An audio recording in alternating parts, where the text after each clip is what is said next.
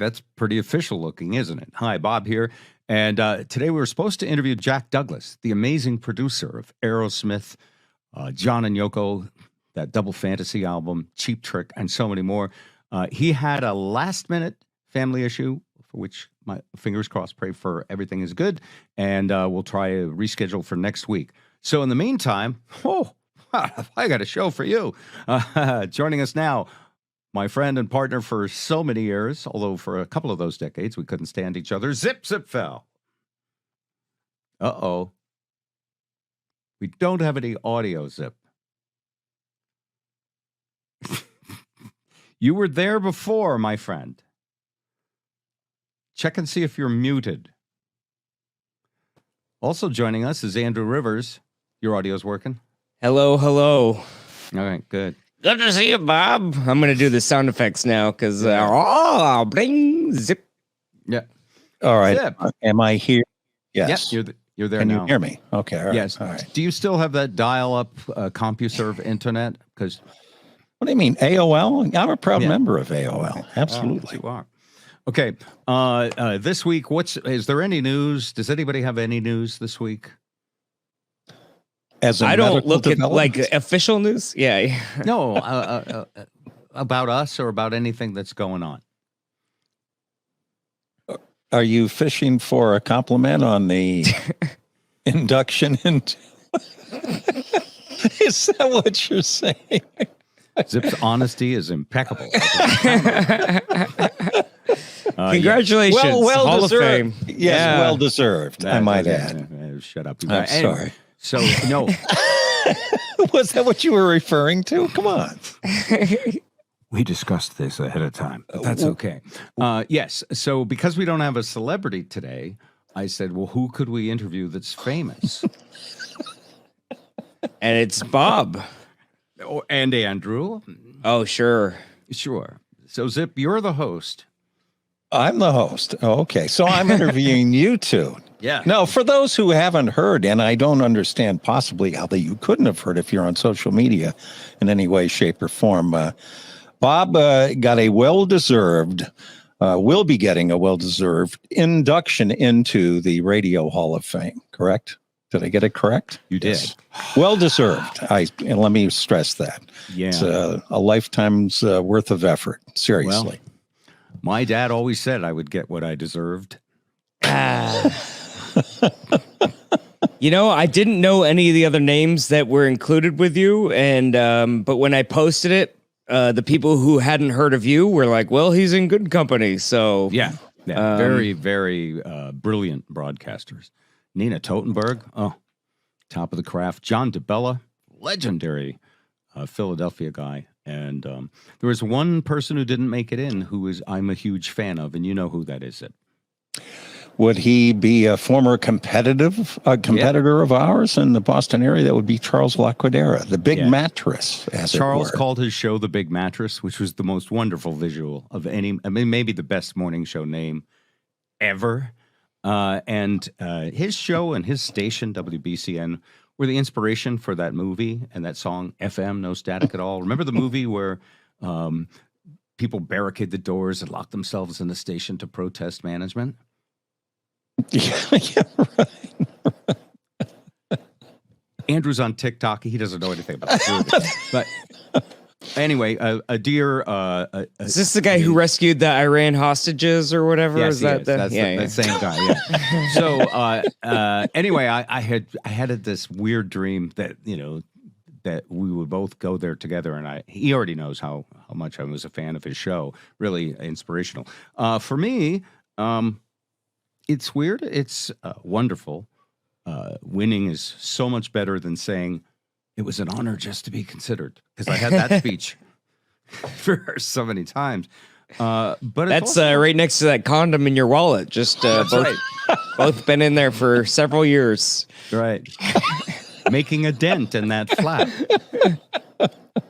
Did you ever have a condom in your wallet, or do you just know these old guy references? Just an old guy reference. Yeah. Hey, speaking of old guy references, television was video in the early days. I mean, that was the game. So who were some of the the stars of yesteryear that you'll be joining. Oh, Our- which The names will mean nothing to Andrew, but that's well, perhaps instead of name, I should do it in story form because I think the story will mean something. Because I know this about Andrew: when he was young,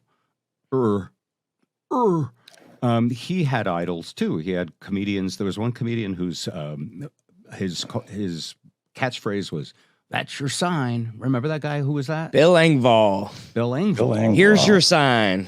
Right. And so, Andrew, you understand, like these people that initially inspire you, they stay with you, right, for your whole career. Sure. And so when I was a kid, Until you meet them, and then you go, "Oh, you're on." Is he not a nice guy? Oh, I'm just teasing. I'm just just teasing. The old saying, "Never meet your idols." You know. Yeah, he's talking about other idols. Yeah. So when I was a kid, I was in the Cub Scouts, Boy Scouts. I was never fondled, by the way. Although there was one guy They knew you were a talker, so yes, that's right. Anyway, when I was in the late Cub Scouts or early Boy Scouts, they let us camp out overnight, and that's a pretty big deal. That's a red flag right there. Yes, the aforementioned problems they and the Catholic Church have had over the years. But no, that's not where this story is going. And I would go on these Boy Scout campouts with my friends Bob Baker, Frank Toohill, and I think this was before we started smoking pot, just for Andrew's reference. So I think we were pretty young, naive, and had all whatever wits we had them about us. And I had a transistor radio with me since the age of 5, wherever I went. And this transistor radio on these campouts was used to listen to a storyteller on WOR New York. His name is Gene Shepard. Does that mean that name probably doesn't mean anything to you guys? I'm aware of Gene Shepard. You've Sure, heard of him, yeah. Sure. Yeah. His talk show came on at 10:15 on WOR and ran 45 minutes to 11 o'clock. So he had only a 45-minute show, and each show he told a story, sometimes from start to finish. Seemingly off the top of his head, but of course he prepared. And there were stories from his childhood. There were sometimes just commentary about current events. And you were glued to the radio when Gene Shepard was on, because he knew how to telegraph that something was coming and then say, side direct over here. All of those skills that a good storyteller has that I'm not exhibiting right now.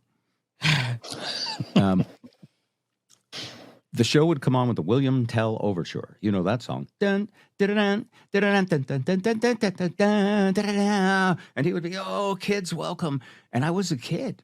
And I used to sneak a radio into the bed at 10:15 to listen. Oh, yeah, I'm going to bed only at 10 o'clock, even in high school. Yeah, I'm going to bed now. Gene Shepard's on. It was appointment listening. Some of the stories he told, well, he wrote a book called In God We Trust, All Others Pay Cash, which gives you a little bit of an idea of his philosophy. One show that I just can't get out of my mind, 2 of them actually. One where he talks about famous men and how men build their careers their whole lives, and then they reach this point, which is their pinnacle of success. And from that on, it's all downhill. And so his theory was, you know what? At that point, when you've done it and you've got it all, you should be bronzed. And then they should just bronze you, make a bronze statue of you, and you should quit. Is that why you retired 10 years ago? No, I still was a little late for the bronze. But anyway, another show he did once, he was talking about the Beatles. Most of his shows were stories of his childhood, but I can't remember those. He was talking about the Beatles, and he said, "I don't get it." He was like, "This music, it's flash in the pan," just the way we would talk about pop music. He said, it's hooky, it's got a beat, but 5-10 years from now, no one's going to have heard of these guys. Just little things that stick with you from radio people. And even if they're wrong, it's still fun. Yeah. So Gene Shepard is in the... What's interesting is like Yeah.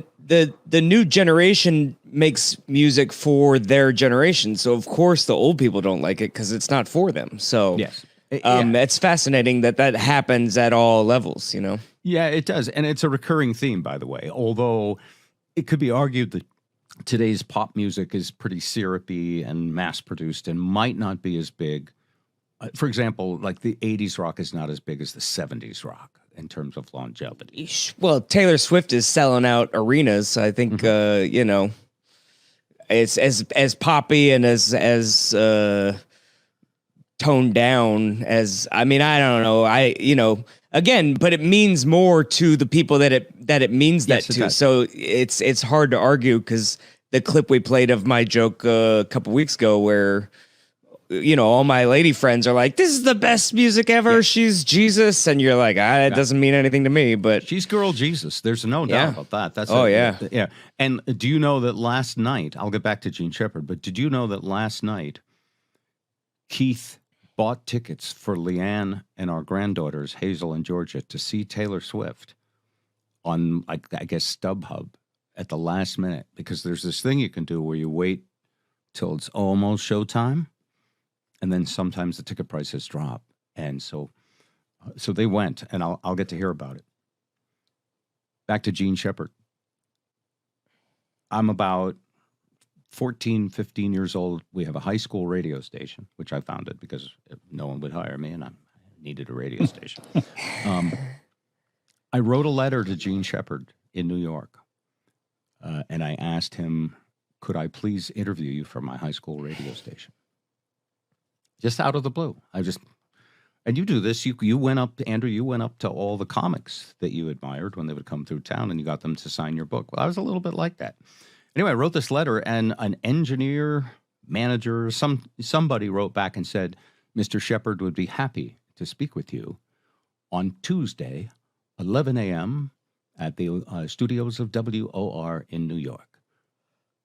Oh, you cannot use any of WOR's equipment because we are a union shop. Can you bring your own tape recorder?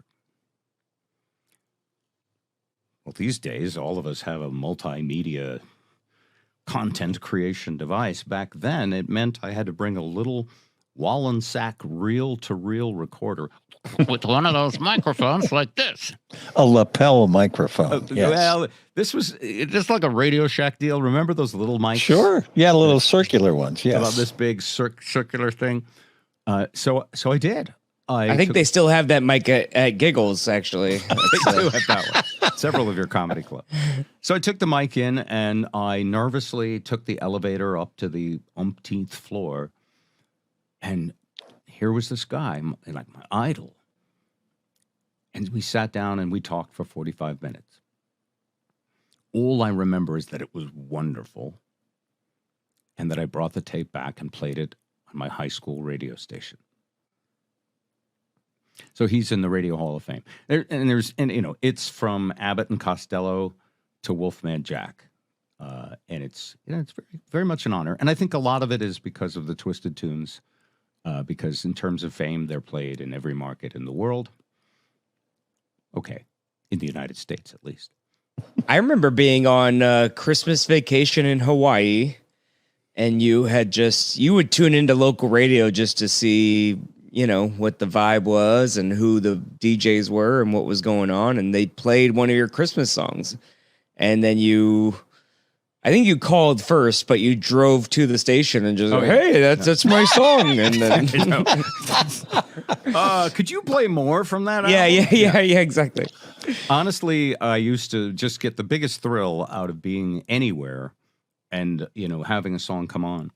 But I'm a fan, you know, really insecure sometimes about my stuff, but I'm a fan of like whoever I'm working with or whatever I'm doing.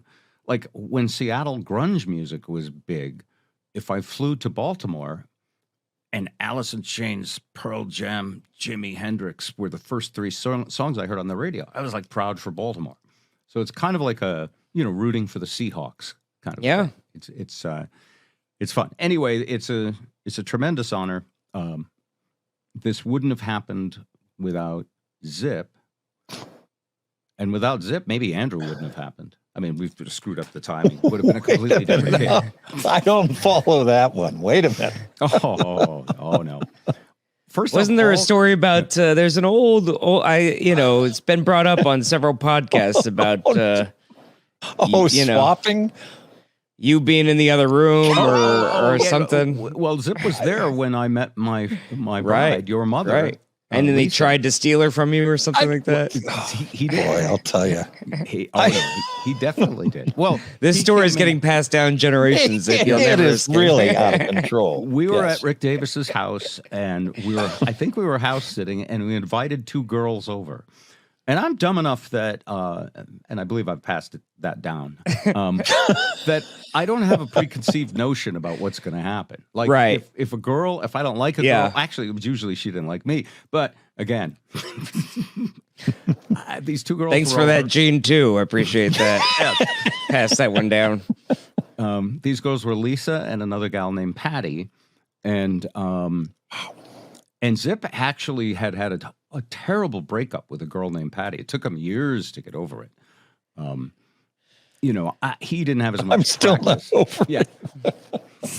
Are you still? You still? Oh, I'm just joking, but it was painful. It helps if you find her on Facebook and she's really old and fat. Well, I've talked to her many times. Do you stalk her on Facebook? Oh, no. All right. And I didn't mean that anyway. No, actually, the funny thing is when I do connect with people from high school on Facebook, I just love them, and I can only think of them.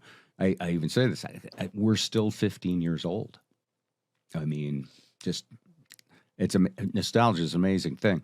So, so Zip did on this particular occasion go into Rick's bedroom, as I recall, with this gal named Pat. Oh man! Look, if you have evidence to the contrary or a different narrative. Oh, Jesus. You don't have a legal team like Trump saying, that did not happen. That's crazy. This is a witch hunt.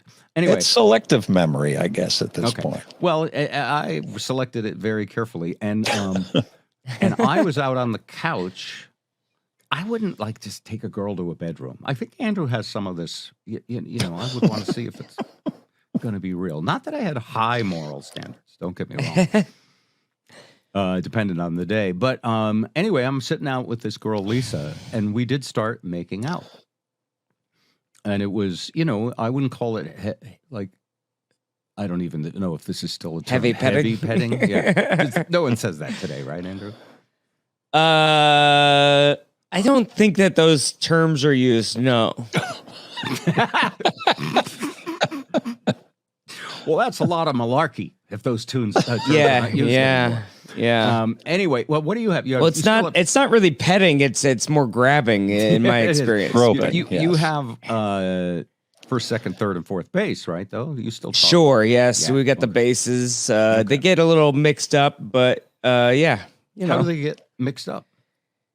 Well, the intervals are different for everybody's everybody's own skill level. Yeah. Yes.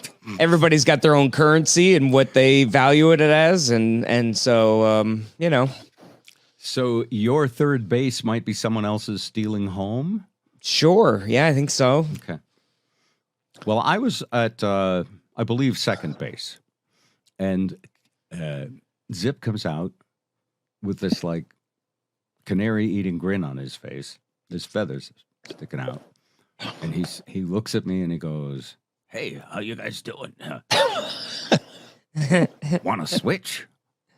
I have absolutely no recollection. If this was after the breakup, I no doubt was imbibing heavily. It was after the breakup, and we were all imbibing. Yes. All right. At that point, my previous story was pre-pot and booze. This was during all of that. And by the way, the only reason I can say it without doubt is that Lisa was there. And, And you got the girl. So, I mean, I got the girl, but you won. But all truth be told, Zip is the better looking guy. Back then, perhaps even now, if he'd get a better camera. Allow me to point out something too, that you gave me my first break in radio, if you recall. through did. Bo Bowman, may he rest in peace. Sent me to Marston's Army Navy to sit in the window and sell garden hose. Bo or Bowman was a something. friend of ours, a good friend, but who was into the what did you call that stuff? Well, I think it was meth, quite It was frankly. Meth, yeah, it was speed. Yeah. Yeah. I mean, he was like, and but a great guy, and I hired him on the radio. I hired Johnny Dodge, and Johnny went on to have a big radio career as a programmer, classical music stations, major markets, was on Sirius XM, and Zip was the drummer in his band, which was signed to Atlantic Records. There was always a music component to everything, you know, Twisted Tunes and a radio show. There was always a music component to how I would meet people. Zip was hired by me to do what shift in New Hampshire? It was a notch down from Marston's Army Navy. It was the polka show on Sunday morning. Archie Perone, was it? He was a Perone? weekend air talent who would sit while some guy with an accordion on Sunday morning from 6 to 7 would go with really bad halitosis. He had terrible bad breath too, and it was we awful. all know someone with predictably horrible bad breath who likes to lean into you and you go. Well, but it was a break. I knew I wanted to go to a major market and do bigger radio, and so I went to the NAB convention in Florida, and I asked my general manager, I said, can I have Friday off? Why? I want to go to the NAB convention in Florida. He was like, no, you can't. And so I didn't take the day off, but I still flew out after the show. And somehow the owner of the station got wind that I was looking for another job.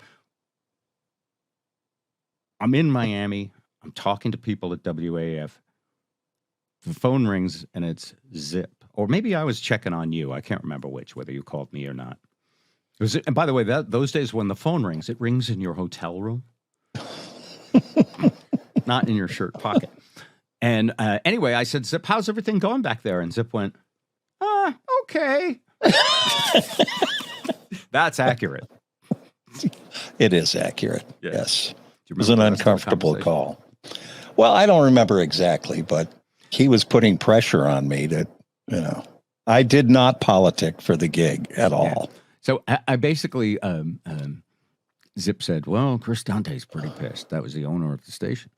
And I said, why? He said, well, he found out that you were in Florida, in Miami for the NAB. And he's a little pissed about it. And I said, well, did he fire me? And Zip went, well, kinda. And that's when he had it all come gushing out that I didn't ask for it. I had nothing to do with it. And Zip got my job. So he tried to steal your woman, and then he stole your Stole job. my job, exactly. Oh, this is completely out of control. There's some truth to some of this. There's some truth to some of this. Well, isn't that the case for every news channel Yes. these days? So as close as you're going to get. That's how you frame it. That's So true. I realized when I was in Florida that I was fired. And at the very same time, I was making friends with the WAAF people. And I would, within weeks, get hired to be just a weekend fill-in guy.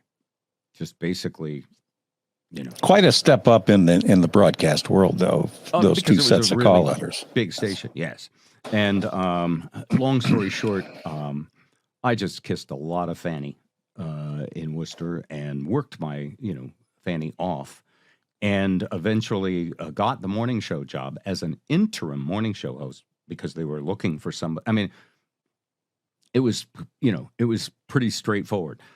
You're really not the guy. No. We're looking for someone, what's the word I'm looking for? Talented. Talented. And so I was on in the interim, and I was trying to figure out how to do a radio show full time. And this story I've told several times. I went to this place called Lizer Sound, a big electronics store, kind of like what was the Crazy Eddie guy in New York, the one of these crazy prices stores. And we got a VCR so I could record and listen to Johnny Carson every day because I figured if I'm going to be a show host, Like I'd been a disc jockey, reading liner cards, introducing songs, all that super creative stuff. And You got to host and yeah. I had to talk to people. Yeah. And you had to be warm and engaging, which isn't coming natural to you, you know? No, it didn't. And the other thing that Johnny had was his self, I call it self-defecation, but self-deprecation, where, if you show your vulnerability, it warms you up to people. And I liked that. And just the mannerisms of talking to people. So at that point, I was on the air with this news gal who's brilliant, went on to have a massively huge, successful career in Boston, named Lana Jones. But, she didn't like my probably goofy, sophomoric humor. But literally, that was the job description in those days. And so she got another job. And I hired Zip. Yeah, the guy who stabbed me in my back tried to take my woman. Jeez. But we always had fun together. And so that's the story of how we, and seriously, Zip is Keith's godfather. I'm not sure. You don't trust him around me, though? Well, no, you came later, so we gave you to somebody else. What was it, Jonas? Who's your godfather? Do you even know?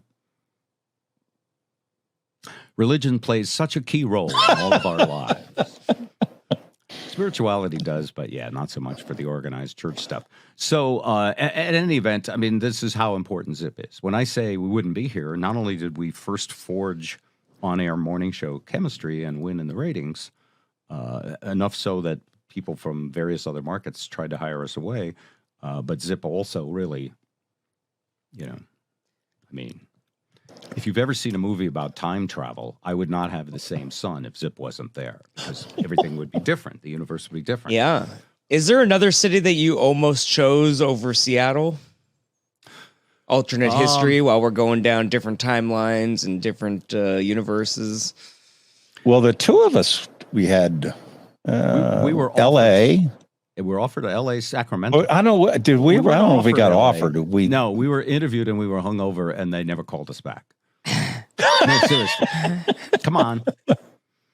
I invite you to question the authenticity of it. All right. No, that was true. Poor interviewing skills for sure. And by the way, the people who got that gig were Mark and Brian in Los Angeles, very famous morning show, and they made the right call. We were clearly not ready. So that was one other station, and KOME. KOME. This was a radio station in San Francisco, and it had, just to give you an idea how the cancel culture has changed. I hate that word, so I just used it. But how it has changed what we can and can't say. KOME. Their bumper stickers said, big KOME, and it had this white splat on it, and it called it the cum spot on your dial. Seriously. Wow. Yes! No wonder we turned out so terrible. We need to protect these children from evil bumper stickers and, But back then in radio, by the way, that's how you'd get famous, Andrew. Sure, You would piss off. Taking chances. You would piss off Tipper Gore. And what was that families group, that religious group that went after Howard Stern so harsh? Some kind of big organization, a church organization with a ton of money. And if you could get news headlines about how this show is so shocking, your ratings would skyrocket, and then the station couldn't fire. It's the same way with comedy now. Like I talk about this too, where I'm like, if you hate something, stop.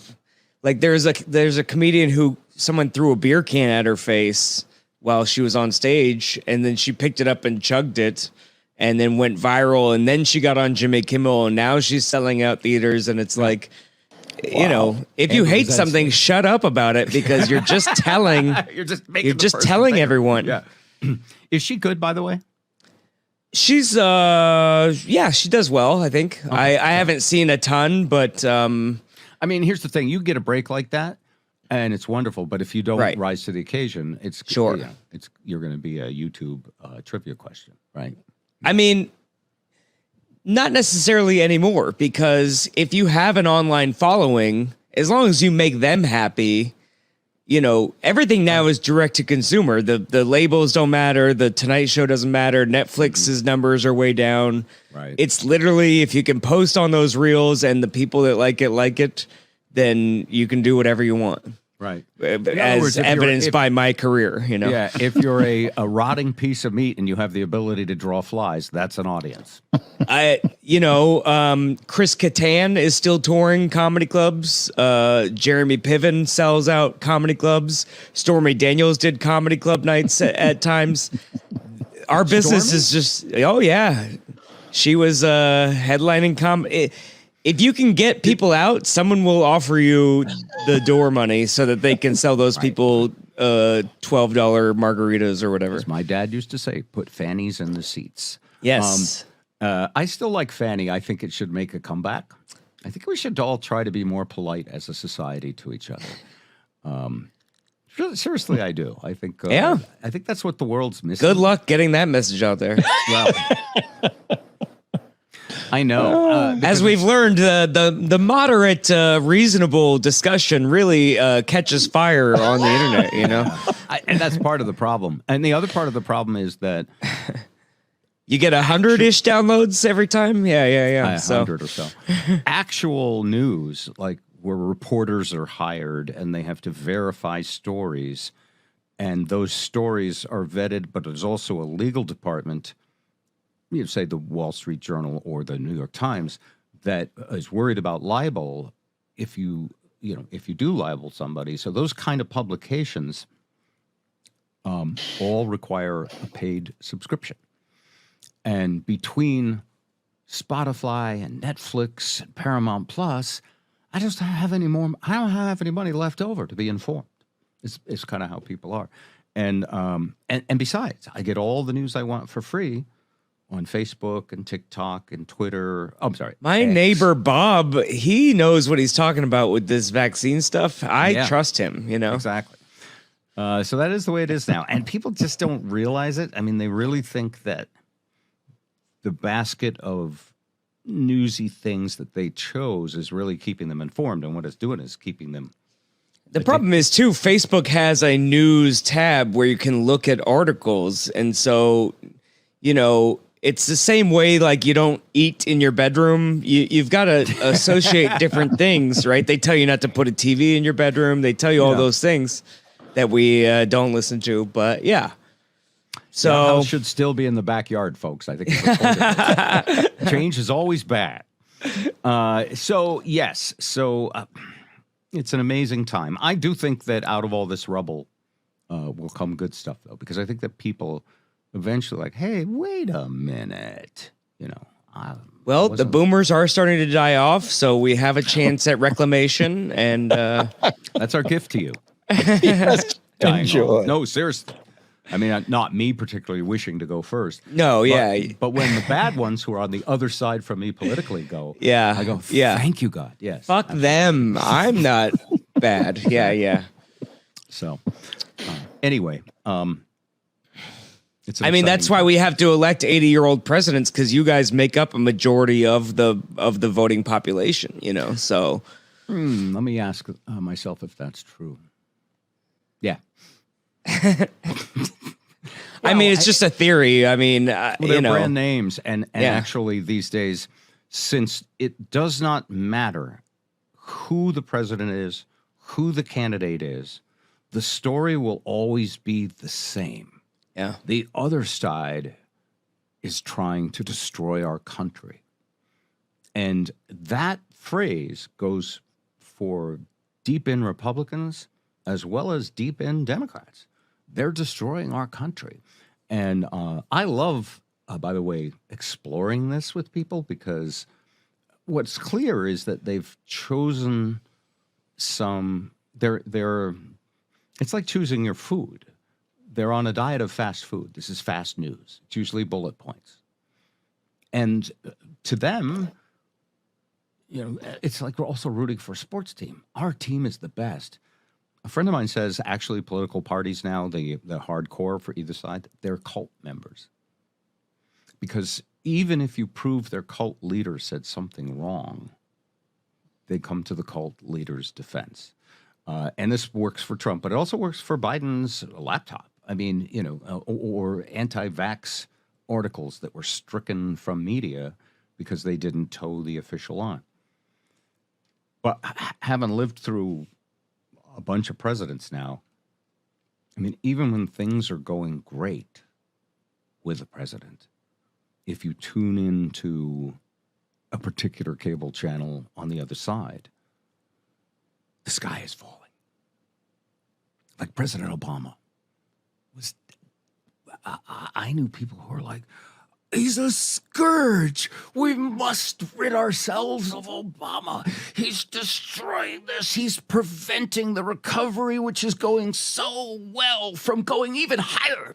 That was the argument, because like the stock market went up so much during his years, and they still said he was destroying the economy. And I thought, wow, if you can do that, you could probably have some guy who bangs hookers, pays them off, shoots someone on Fifth Avenue, has an insurrection, and still is your favorite guy. You were so perceptive. You were ahead of your time. Yeah, but I am. I remember that podcast. You were like, I bet there's going to be a guy. Yeah. I know it. I see it. I see it. I alone can tell you what's going to happen. The chosen one. Yeah, but to your point, I forget which one of you made this, though. It's just the way it is. It's crazy, but we can't know everything. I mean, when I go to my doctor, I pretend like I've researched this, researched that, and I'm trying to ask a smart question. In the end, I go, "You're the guru," because I don't. But even doctors are. What's fascinating too is doctors are just more educated guessing. Yes, they're not. It's not an exact science there either. So are comedians, by the way. Yeah. Oh, yeah. I have an educated guess that this will be funny. Right? And when you try a joke. Yeah. I would. Oh, by the way, the other big thing, and by the way, thank you for the Radio Hall of Fame thing. It's wonderful. It's very humbling also. You only had to bring it up 7 times, but yeah. Thinking about all the reasons I don't deserve it. And apparently, hey, did anything happen recently to anybody on this show? Anybody want to bring anything up? Well, really, I was baiting you too, Andrew. Oh, sure. These past 2 nights, on Friday and Saturday night, Andrew recorded his next comedy special, which is called Hey Beautiful. Hello, beautiful. Oh, hello, beautiful. Excuse me. Sure. Now, funny story. I don't even know if you're aware of this, but that is, in a way, dedicated to you. Oh. You, I don't want to ruin the closing joke of the special, but I noticed that you and Mom, whenever you see Mom just randomly, you go, "Hey, cutie." And it's so sweet because I know you guys hate each other. And so I thought if we can get these two people that don't like each other, but they're still kind to each other, if we can all do that, then the world will be a better place. So, it's just a thing I picked up. I started saying it to my friends and to just to people that I care about, and it really, people like being lied to. So, now I just say it to I say it to my roommate, the janitor at Chipotle. It doesn't matter. It just, everyone gets a hello, and beautiful. By the way, but you've discovered a really interesting thing about human nature. Nobody goes, they all go, right? Yeah. Yeah. They just go, oh, cool. I remember when I first discovered that, maybe a week or 2 ago. That it was longer than that, but that you don't have to actually feel a compliment to give it to somebody. There's an expression in the 12-step organizations, of which Zip and I may or may not be members, that you fake it till you make it. Mm-hmm. And so if you're not good at giving compliments, just force yourself to. and then it'll start to become second nature, right? Yeah, I think so. Yeah. So anyway, that's the name, and it was Hello, beautiful. When Yes, did you start saying "Hey, cutie"? To like, is that just been a thing for a long time, or did that grow on you? Or no, I've done it since I first hoped. Yeah. Zip would leave the room, and I might. Good callback. Good Yeah. callback. Yeah. I did not get past second base that night, by the way. I really don't believe in third on a first visit with somebody, unless I'm really, there's the intoxication factor, and the desperation factor, which is on a pendulum a little bit. But yes, hey, beautiful. Well, I think that I think you're on to the secret of what the world needs, actually, Andrew, and I don't think it's going to come from cable news stations. I think several things have to happen for us to right the ship. One, as you mentioned, Zip and I have to die. It's inevitable. We're making arrangements for that as we speak. But keep in mind that Fox News and MSNBC both know that, and they're currently grooming young children to become the future, extremists, because they need that drama to sell ratings. But no, there has to be a sense. I mean, I've seen fads come and go. Whether it's hula hoops, Where's the Beef, or disco. Let's say when it comes to news, like we're in the heart of disco right now. It's the Saturday Night Fever of it's crap. It'll someday be nostalgic for people. And disco is kind of interesting. I would see it now only because it's like that food you only eat once a year. It's fine. It's good. But what has to happen, I think, has to come from the ground up. I think it has to organically occur to people through their friends. The same way you got your Netflix password that you stole from somebody. Somebody had to give it to you.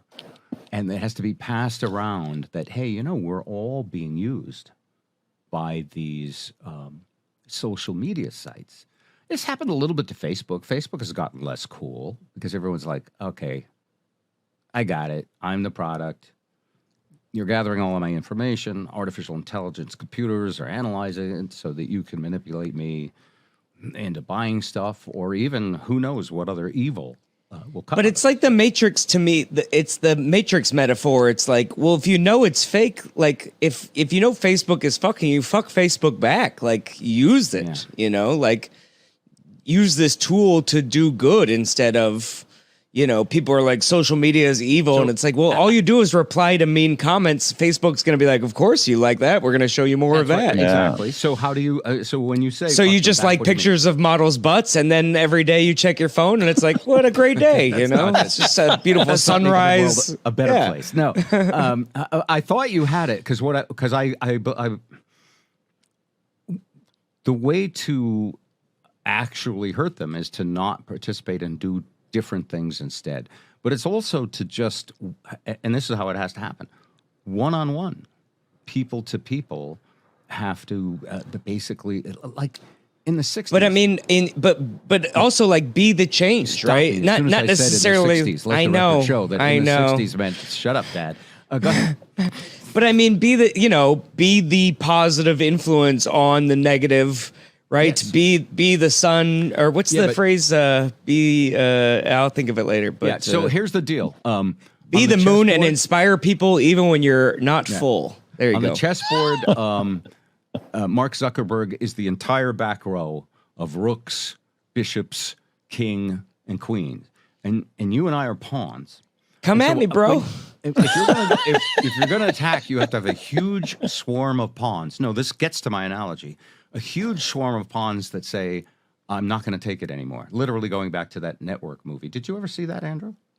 I think so. It's been a long time, but Academy Award. Mad as hell, not going to take it anymore. Yes. Yeah. Basically, they were predicting that cable news would become very divisive, and that they would actually show live acts of violence and rile people up, just like the Christians and the Romans in the Colosseum. so much. I mean, it was exaggerated, but so much of what they predicted now would be like it's a documentary, not a story. But I mean, that's what I'm saying. Like, obviously, you know, I'm just one guy and whatever, but, you know, I'm trying to spread joy on this platform that a lot of people have negative perceptions of. So there are plenty of great places. You know, it's on you to be responsible. Be on there. Yeah, no. This is what it is today. You have no choice.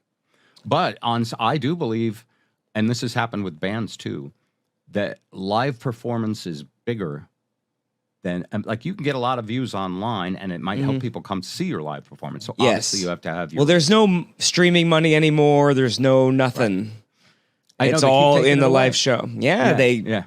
Even Facebook was giving me $1,200 a month, and then they go, you know what? That's too much money. You're going to do this for free, and it's not in our best interest to give you a ton of money. So there was payola in the beginning to get the records on the station, and then when the records realized they needed the station more than the station needed them, it's the other way around. And that is typical business cycle of art.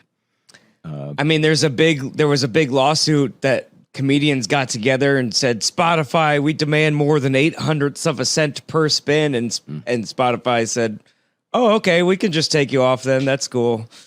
And a lot of comedians lost $10,000 a month.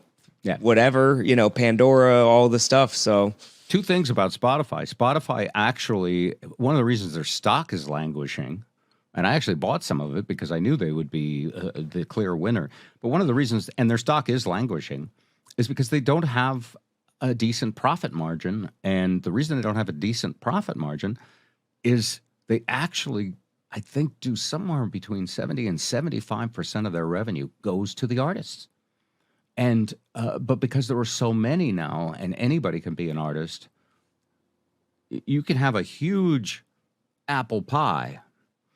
But if you have to split it up with 200 million people, it's gonna be like, what are you kidding me? We were joking about $10 hot dogs at the Taylor Swift concert. You know, that's because she's getting all of that money. The stadium isn't. You know, they're making a fine amount of money, but the guy who owns the building is. Well, it's the resellers that made all this Taylor Swift money because they priced the tickets, you know, $300, $600, or $1,000 for the floor, and now they're going for up to $10,000. And Taylor Swift doesn't get that. StubHub, Vivid Seats, SeatGeek, those resellers do it, and that's a super complex issue. Boy, I'll tell you. By the way, I know that Keith bought tickets last night, as I mentioned, for Taylor Swift, for Leanna and the two girls. I can't wait to find out how much he's paid. Well, I sent you the screenshot, I think, of the Seattle one, right?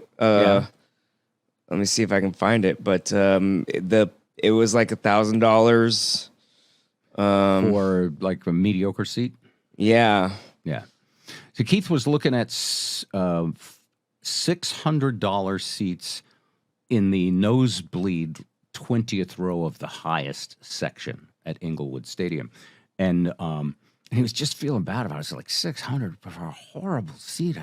And then he looked at, like, for $1,000, the seats were much better because at the end, in the evening of the concert, everybody's trying to buy the cheapest seat possible to get in there. And he was like, oh, should I spend $1,000 a ticket? Oh. And I was like, oh, does Leanne really want to go? And he was like, oh, yeah, she has to go. I said, well, I wouldn't put her in a crappy seat. I said, I know it's irresponsible, but and I'm your father, but I can't tell you what to do. But I know I would waste a bunch of money to keep Lisa happy because she's my cutie. Floor tickets to the Seattle show, $3,904 each. Wow. Resale? Yes. Okay. Yeah. And here's the thing: Taylor Swift is doing what, $1 billion on this tour, but I believe the SeatGeek people are doing 4 or 5 additional billion. You know, I mean, they, you know, provide a service. So everybody says it's because Taylor Swift is so great, and she is, by the way, for that generation, and it's incredible pop music. I would sure enjoy seeing it the same way I would go to a symphony. You know, it's not something I would put on my bucket list. Yes. But you know, it's top of the line, and the problem with Taylor Swift, the reason she's so big, partially, is because unlike the classic rock era, where there were 20 or 30 bands that were that big, there's only one. There's only one pop band of that magnitude. She's the Beatles. She is Elvis. She is Frank Sinatra of this generation. And Pretty soon to be joined by Andrew Rivers. All right, tell me more about your special, because we are about to wrap it up.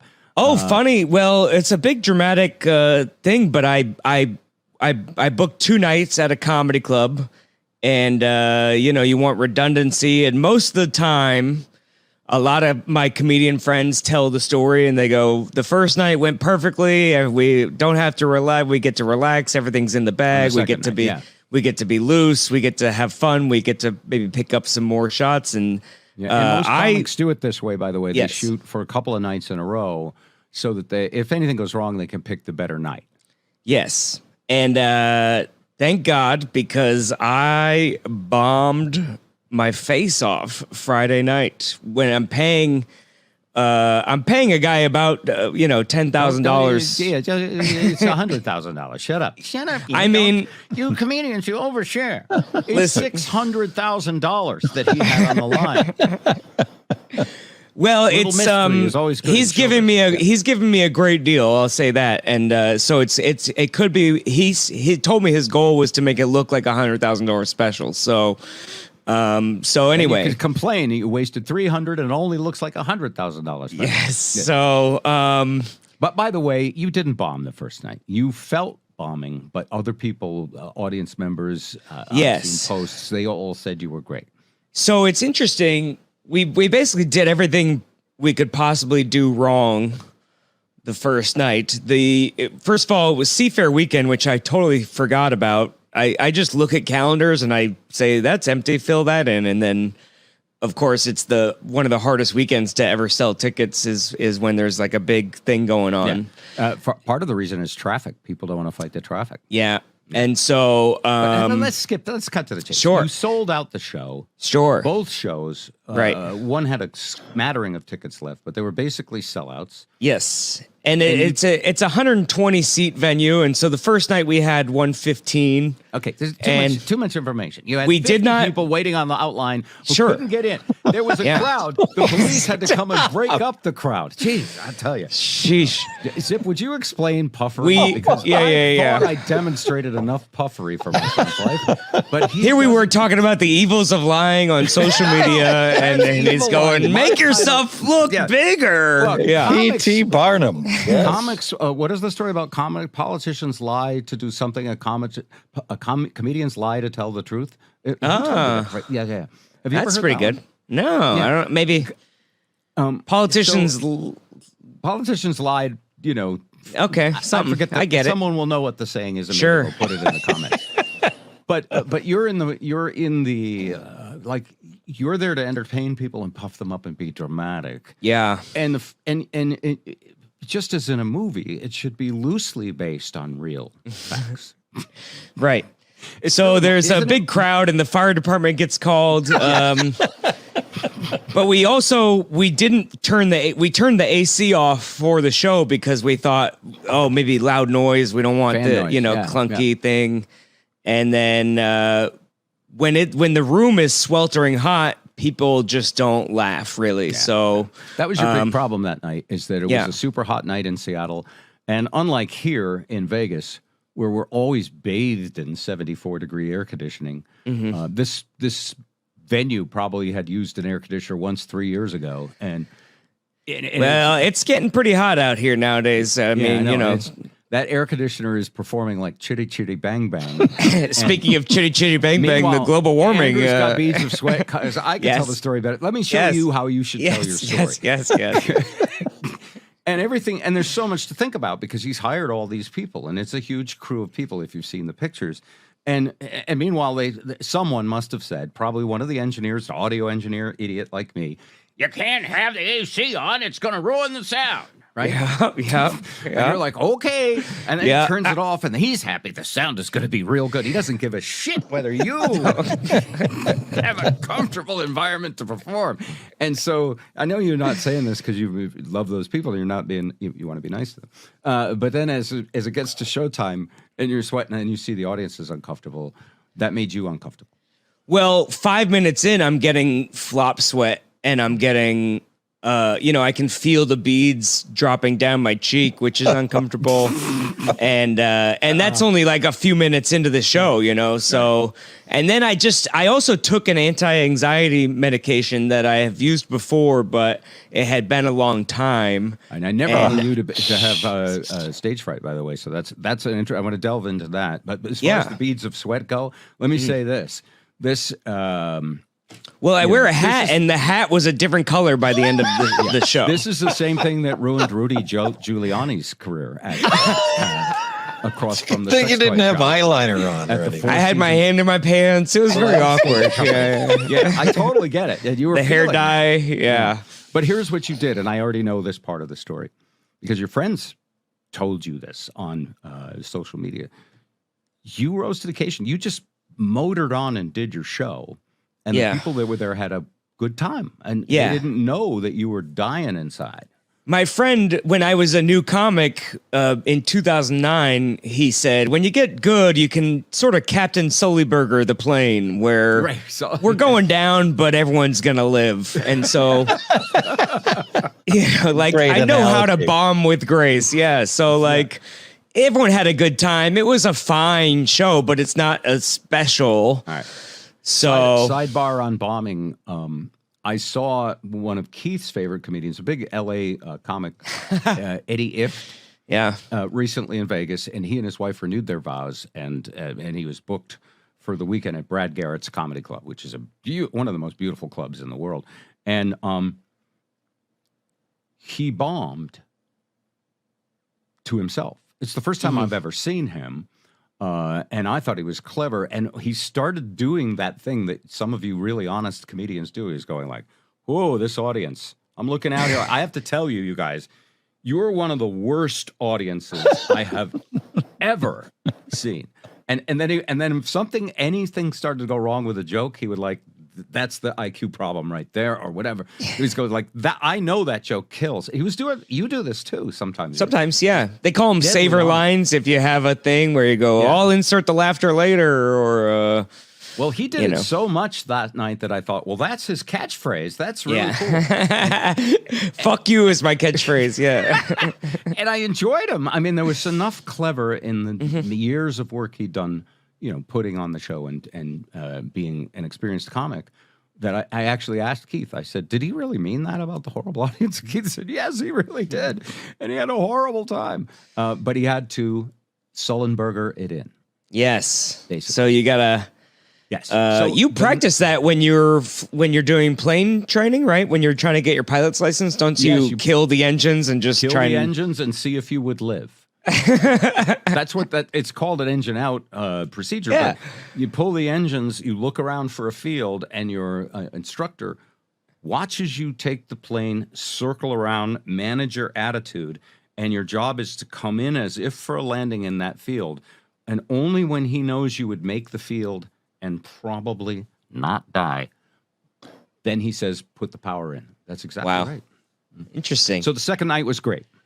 Yes. Yeah, so second night, we moved more chairs closer. We did like table seating up front, and that really limits the amount of people that are like in front of the cameras. And so we also kept the AC on. But anyway, Friday night I get home and I'm miserable. I'm up. I'm anxious. I cannot sleep all night. I'm tossing and turning. I wrote a new closer in the middle of the night. Did I tell you this was what show business is about, and you were going to suffer like this for your whole life? And I'm a person who really sleeps in most conditions very well. So it just finally about noon I gave up and I went to Taco Time. I got a big burrito and I popped 2 NyQuil pills. Wait a minute. At noon, you gave up trying to go to sleep from the night before. Yes. I've done that so many times. You had a burrito, and I had a burrito and a NyQuil, and I said burrito and a NyQuil. Both of these things. By the way, the name of your next special. Yeah, NyQuil burrito. Yeah, actually, that's a 5-minute album cut. Right there, it's already been discussed heavily. So, is this a thing? By the way, because I confess I've done this when I have a cold. I go, wow, that really knocks me out. And then sometimes when I don't have a cold and I can't sleep, I go, that would really knock me out. Yeah, not a good habit. Not for me. I'm really gifted at being able to sleep well. I sleep on planes. I sleep during your radio show. I sleep during the podcast. A few winks during this podcast. There you go. Yeah. Okay. So, but I do know of comedians that keep an Ambien handy just because of the time differences, and you're running around and you're on 6 a.m. flights, and it's nasty. So let's get to the point because we're coming up. It's exactly an hour now, so we're done. I got you. Right, you're giving me the light. He's giving me the light. Just move faster. So I woke up at 3:30 p.m. Yeah. From a little 2-hour nap. I chugged a Red Bull. I got to work, and then all of my friends are at this show. My comedian friends that came out to support me. You called me 10 minutes before the show started, like you knew that I was miserable and pacing back and forth. That fatherly instinct. I know he needs my pep talk right now. For sure, that's what you were feeling. Yeah. He needs me. I see the bat signal, and then everything just went, and I forgot to take the anxiety pill because I was in such a rush. And what I learned is that this pill blocks sort of adrenaline, but adrenaline can help you focus also. So, the moral of the story is that I've had the power all along, Dorothy, and I just needed to click my heels. Yeah. So it went great the second night, and we're going to hear all that new material when your special comes out. Hello, Beautiful is the name of the special. I'm Bob Rivers. That's Zip Zipfel. And my son, who I'm very proud of, Andrew Rivers. And this concludes this pop-up podcast. We were supposed to interview Jack Douglas this week. And seriously, his wife took a fall, and he had to run to the hospital. That's all I know. So say a prayer for him on that. And he's one of the greatest music producers of all time. And he doesn't know that I have the connection to Aerosmith that I do, through Lisa. Speaking of someone else trying to steal your woman, Well, you stole it from him. There you go. What's good for the goose is good for the gander, She'd already been left at the Goodwill box. By the time. You got her at the pound? At the end of the podcast, she'll never know. So, anyway, all right. We'll try to have Jack next week. In the meantime, I'm headed to a radio convention for 4 days. Where, last year I went and I was like kind of anonymous. I was just recovering from my cancer. Now you're a Hall of Fame. That's right. I know. And I'm figuring out ways to hide because I'm mostly like having Remember to tell those floozies to back off. I know, I'm sure that they'll be all over you, but it's funny. Your mother is pretty sure of that too. But, and it is because I'm, if I dare say so, I'm polite and charming.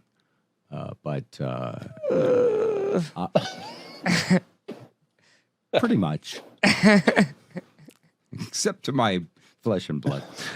So we'll see what happens. Anyway, it's going to be a fun time, and we'll check back in next week.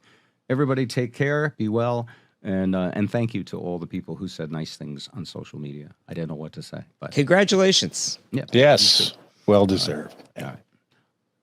That phrase, well deserved. Did you also have a father that told you you'd never amount to nothing? Ditch digger. Yes. Ditch digger. Yeah. I think I did a little better than that, Andrew. I made plenty of mistakes. No, you were almost too supportive.